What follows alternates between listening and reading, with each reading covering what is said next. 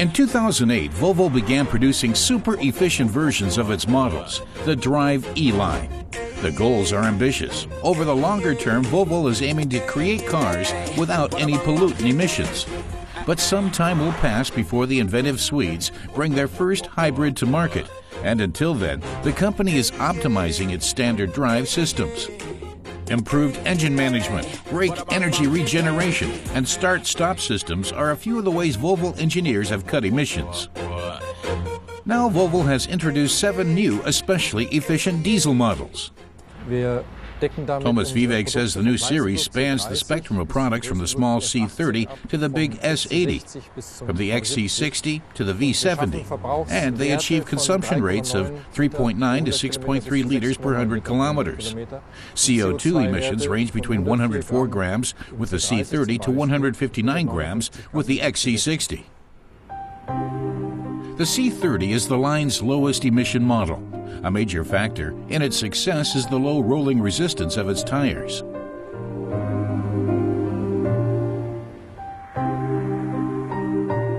And as said, the C30 DRIVE-E burns only 3.9 liters over 100 kilometers and emits 104 grams of CO2.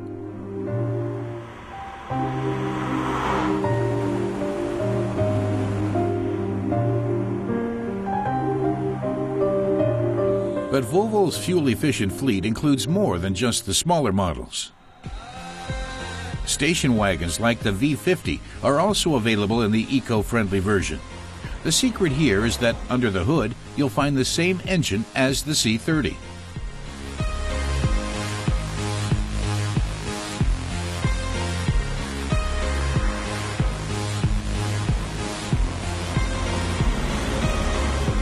That's how the wagon approaches the magic 100 grams per kilometer emissions threshold.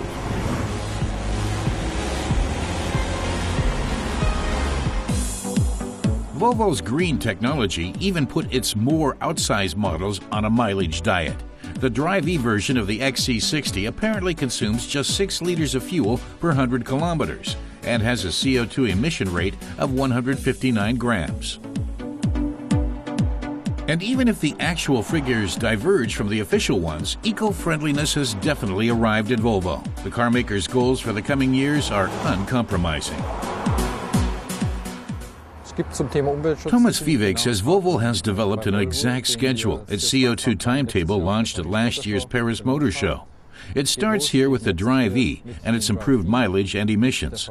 The diesel engines are the first in line. Then come the optimized gasoline engines, and in 2012, the plug-in hybrid. That's a clearly defined schedule that Volvo expects to stick with.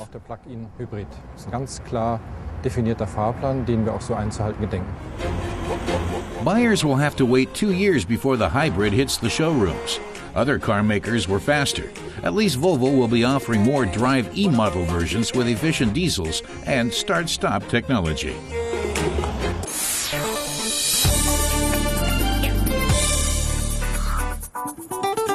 Say hello to the Chevrolet Spark, the GM brand's new entry in the increasingly important subcompact class.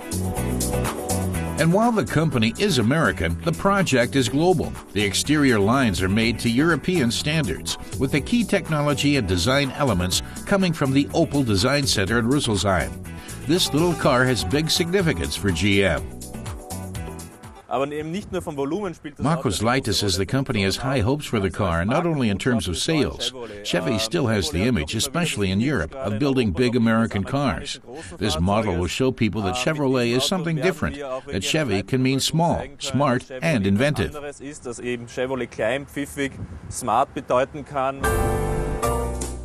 And these values are reflected in the Spark's interior. The cockpit sports bold, round instruments and a digital information display. So it's goodbye boring compacts. The Spark boasts a series of surprising features.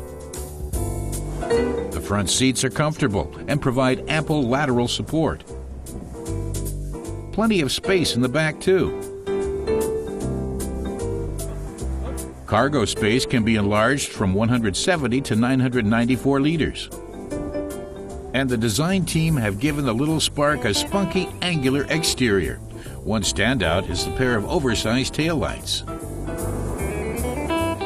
Accomplished design on the sides as well.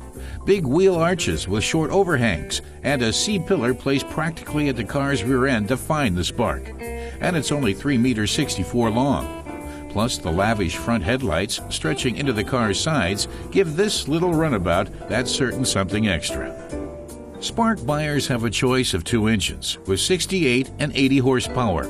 Average consumption for both is 5.1 liters per 100 kilometers. Marcus says that besides design, safe was a prime concern. In the past, small cars always had a poor reputation on that front. But this car is an extremely safe vehicle. All models have 6 airbags standard fitted and offer optional ESP.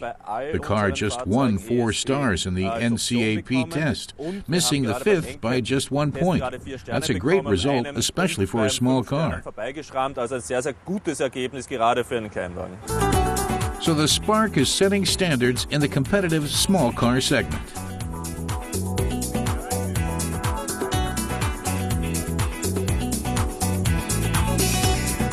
We were also pleased to note how well the Spark deals with rough road surfaces as well.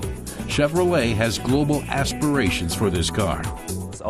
Marcus says the car will be available in Asia. It was launched in Korea just a few weeks ago, as well as Latin America, and 2011 will see its North American premiere. That means Americans, too, will come to know this new way to drive Chevrolet, and it will be driving America's roadways with the Spark.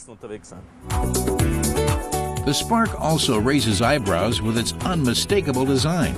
It will be available in Germany for 8,900 euros.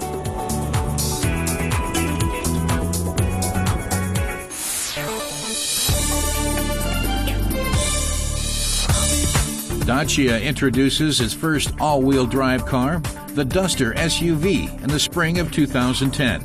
On the 4x4 version, 3 driving modes can be activated at the push of a button for maximum ride comfort and mileage. Buyers can choose between 2 diesels and a gasoline engine.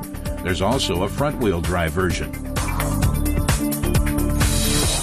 Renault is to ramp up production of an electric version of its Fluence model in 2011. Seen here is the Fluence ZE concept prototype that will serve as the basis.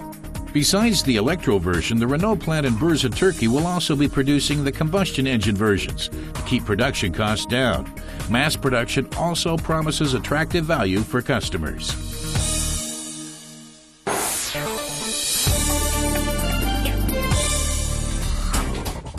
In the Motor City of Wolfsburg, there's a 25-hectare car adventureland that attracts more than 2 million people annually. Oddly, though, visitors arriving here at Autostadt are not welcomed by a sleek new car. Instead, they're confronted by a large sculpture created by German artist Ingo Güntherm, consisting of a large globe on the ceiling and 60 additional spheres embedded in the floor. Knowing what his guests were expecting at Autostadt, Managing Director Otto Wach says he wanted to surprise them by using art to convey the idea of mobility. Next door in the Autostadt Museum's Zeithaus, or Time House, older cars are on display, alongside an installation by Viennese artist Peter Kogler.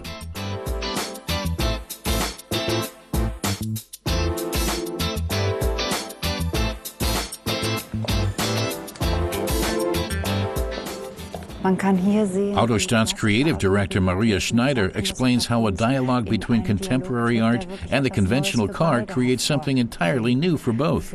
Viewing the cars in this manner, says Maria, brings out the splendor, timeless beauty, and dignity of these cars.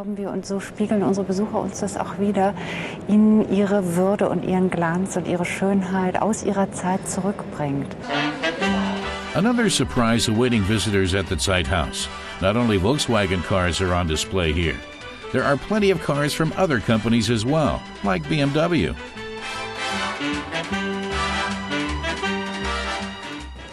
There's probably no other company as suitable as Volkswagen when it comes to displaying the milestones in the 100 years history of the automobile, says Otto Wachs. They group many different kinds of vehicles, which is why it is the ideal host for individual enthusiasts and the public at large.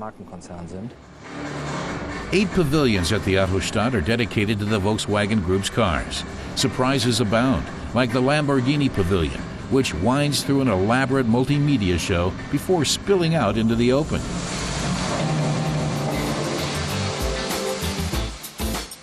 At the Skoda display, Czech artist David Czerny has created a world of bronze sculptures, where the author Franz Kafka meets auto industry pioneer Ferry Porsche as he fashions his Beetle. Visitors can even play an interactive role in the evolution of mobility in a virtual installation created by the German-Czech artist Michal Bilicki. Maria Schneider sees the various installations as a means of communication in similar style to marketing and press releases. In this case, she says, car travel is what's being communicated, not just the product itself. The company's top products are on display in the premium Clubhouse Pavilion, where Maria Schneider had German artists work their magic around a Bugatti Veyron. Anselm Reiler, Olaf Nicolai, and Peter Zimmermans brought new perspectives in contrast to the car.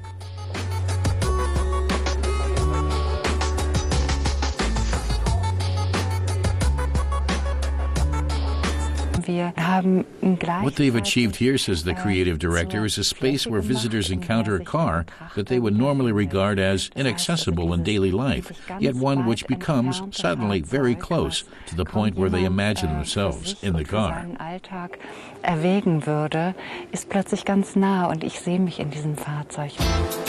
Even when picking up a new car, the buyer is surrounded by art, such as these banners by Californian artist Matt Mulligan. In a 360-degree cinema, an artistic look is taken at objects in the world of mobility around us. Swiss director Danny Levy's The Secret of Security is one of them. The aim was to show how travel by car is constantly developing, says Maria.